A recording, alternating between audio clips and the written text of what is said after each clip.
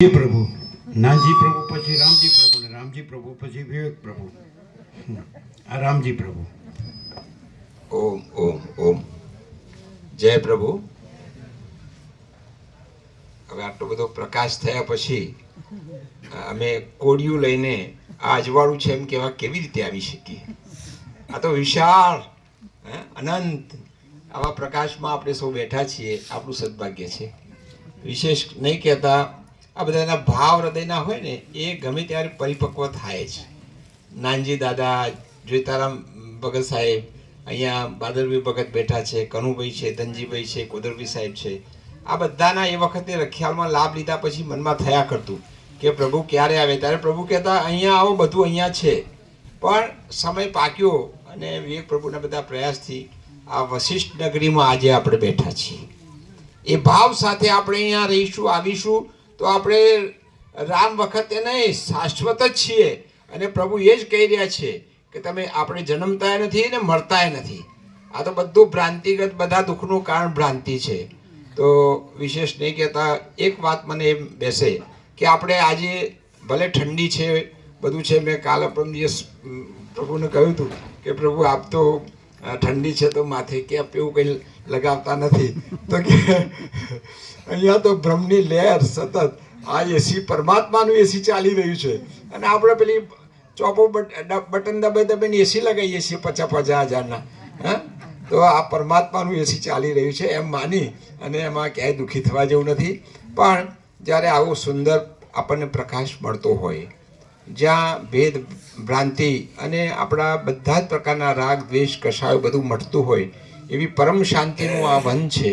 અને અહીંયા આપણે 18 ઉત્સવો આપણે બીજે બધે જેટલું જઈએ છીએ ત્યાં બધામાં હેરાન ગતિ છે, અહીંયા પરમ શાંતિ છે। તો આપણે જેટલા આવ્યા છીએ ને એટલા આજે એવો ભાવ કરીએ, આવ્યા છે એમને નથી આવ્યા, કોઈના ખેંચાયા, કોઈ ભાડું નથી આપ્યું, કોઈએ દબાણ નથી કર્યું, એમ સહજ આવ્યા છીએ। તો હવે જ્યારે જ્યારે 18 ઉત્સવો છે એમાં ત્રીજો છે ને હવે પછીના ઉત્સવો અહીંયા જેટલા આવ્યા છે એ બીજા 2 જણને અને એવાને નહીં પાછા, જેને અંદર આત્મજ્ઞાન મુમુક્ષુતા છે, ભાવિક છે, એવાને લાવવા માટે એક પ્રયાસ કરીએ। એમાં આપણું કંઈ જતું નહીં રહે, બીજા 2 જીવો જાગૃત થશે તો એનું પુણ્ય પણ મળશે। તો હવે જ્યારે ફરી આવવાનું થાય ત્યારે અગાઉથી કહી રાખીએ, દરેકને પત્ર મળી ગયો હશે, 18 ઉત્સવનો મળી ગયો છે, કોઈને ન મળ્યો એવો છે 18 ઉત્સવનો। હવે 30મી ડિસેમ્બર આવે છે, લિસ્ટ મળ્યું છે ને બધાને, લિસ્ટ મળી ગયું છે ને 18 ઉત્સવો, નવું સુધારેલું લિસ્ટ બધાને મળ્યું, નવું સુધારેલું લિસ્ટ ન મળ્યું બાકી હાથ ઊંચા કરે। સુધારેલું લિસ્ટ કોઈને મળી ગયું? બધાને મળીને આપ્યું ને બધાને? મેં હમણાં આવતા એ જ કહ્યું કે આ 18 ઉત્સવનું શાંતિ વાંચન કરશો ને તો એમ થશે કે હું બધાને માનું છું ને પ્રભુ બધાને માને છે, તો માનવાની ક્યાં વાત આવે છે? એ ઉત્સવોની યાદી જોતા જ ખબર પડશે કે સનાતન જે આપણી ભાવના છે, શાશ્વત ભાવના છે, એમનું ક્યાંય કશું રહી નથી ગયું। પછી ભાદરવી પૂનમ હોય અંબાજીની, એ અહીંયા લેવામાં આવી છે। તો આપણે એટલો તો વિચાર કરો કે અહીંયા જ શાશ્વત બોલતા ભગવાનના સાનિધ્યમાં જો આ બધું ઉજવાતું હોય તો એનો લાભ કેમ ન લઈએ? તો હવે પછી જ્યારે જ્યારે એ બધું લિસ્ટ મળ્યું છે એ પ્રમાણે બીજા 2 આપણા સિવાયના ભાઈ, આ તમે તો આવવાના જ છો, આપણને તો રંગ લાગ્યો, હવે આ પાકો રંગ થઈ ગયો, હવે આ ઉતરવાનું નથી, એટલે આપણે તો આવવાના છીએ। પણ બીજા જે જિજ્ઞાસુ મુમુક્ષુ છે, જેને આ દિશા અથવા તો પોતાની આત્મકલ્યાણની જિજ્ઞાસા છે, એવાને લાવવાનો પણ આપણે પ્રયાસ કરીશું। તો વિશેષ એ લોકોને લાભ થશે। તો કારણ કે જગ્યા તો વિશાળ છે, અહીંયા તો પ્રભુજી કહે છે કે 5000 માણસો હોય તો એ સમય જાય એવી વ્યવસ્થા વિશાળ છે। અને આ કલ્યાણધામ પણ એમ કહું કે આજે જે એનું પ્રાકૃતિક વાતાવરણ છે, આ બધું એ બધાના ભાવો આમાં કોઈએ કર્યું છે નથી, આ થયું છે, સહજ થયું છે। અને અહીંયા અંદર એક ભાવ રહ્યો હતો કે આવા ઋષિમુનિઓ આવે, તપસ્વીઓ આવે, સાધકો આવે, સાધના થાય, તો એ ભાવની અહીંયા પરિપૂર્તિ થઈ રહી છે। બસ એટલે આપ સૌને આજે કલ્યાણધામમાં પધારે એટલે કોઈ આભાર પણ નહીં, ખૂબ ખૂબ આભાર એવું ક્યાં કહેવાનું હોય? કારણ કે તમે સહજ રીતે પ્રભુના સાનિધ્યમાં આ એક પ્રકાશ તમને અહીંયા પ્રકાશમાં લાવવા માટે પ્રકાશી રહ્યો છે।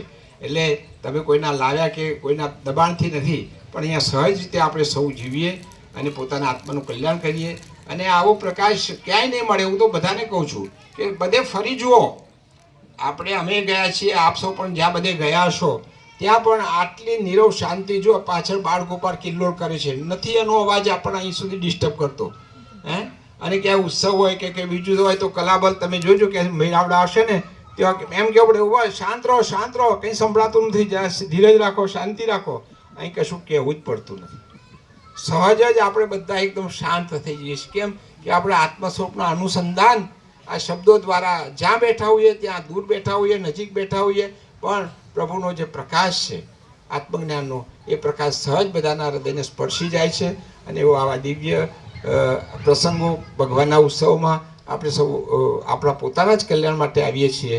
અને એટલે આજે પ્રભુને પણ આજે કહું છું ને, પરિસ્થિતિ કે બહારની કોઈ વાત સાથે પ્રભુને તો નિરંતર એવું એ વ્યક્તિત્વ છે. જેટલા અહીં આવશો અને જે નજીક છે એને ખબર છે કે બહાર સહજ વ્યક્તિત્વ છે, અને આમ તો વ્યક્તિત્વ વિનાનું અસ્તિત્વ છે. આ બધું અમે અનુભવીએ છીએ અહીંયા સહજ. અને 2002ની સાલમાં સિહોરામાં પહેલા દર્શન થયા ત્યારે એ વશિષ્ઠ ભગવાનને મળ્યાનો ભાવ થયો હતો આ રામજીને. અને એ પછી 2001માં એ દિવસે તારીખ માગી કે પ્રભુ રખિયાલ, તો પ્રભુ સાથે તો પહેલું જ દર્શન હતું મારું. તો કે રખિયાલ ક્યાં આવ્યું ને આ ભાઈ કોણ છે? તો ત્યાંના સિહોરાના ભાવિકોએ કહ્યું કે રખિયાલ ભક્તિભાવવાળું ગામ છે અને નાનજી દાદાનો કદાચ બધાનો પરિચય હશે. એટલે પછી કીધું કે ભાઈ તો એ દિવસે આખું લિસ્ટ તો પહેલાં 12 મહિનાનું 2 વર્ષનું થઈ જતું હતું પ્રભુના કાર્યક્રમો 9 દિવસનું. તો એ વખતે કોઈ બીજી વખત જગ્યા હશે તો રદ કરી અને રખિયાલ એ વખતે પ્રભુએ ત્યાં સિહોરા મને આપ્યું હતું. અને 2001માં 7મા મહિનામાં પ્રભુ પધારેલા, એ પછી 2002માં. અને બંને વખતે પ્રભુના અહીંયા પાવન પગલાં 2001-2માં સહજ રીતે, અને 2002માં દશેરાના દિવસે 15/10/2002ના દિવસે પણ પ્રભુ અહીંયા હતા. પ્રસાદ લેવાયો અને યોગ વશિષ્ઠ મહારામાયણના 12 વર્ષના 2 રાઉન્ડ અહીંયા પૂર્ણ થતા હતા એવું પ્રભુશ્રીએ એ દિવસે કહેલું. એટલે આનંદની વાત એ છે કે જુઓ કેવાય યોગાનો યોગ કેવું બને છે. અને આજે પણ એ જ રીતે વશિષ્ઠ નગરીમાં આપણે સૌ ઉપસ્થિત છીએ. બસ વિશેષ નહીં કહેતા. જય પ્રભુ. હવે પ્રસાદનો પણ સમય થયો છે. પ્રભુ આજ્ઞા કરે એ પ્રમાણે. ઓમ ઓમ ઓમ ઓમ.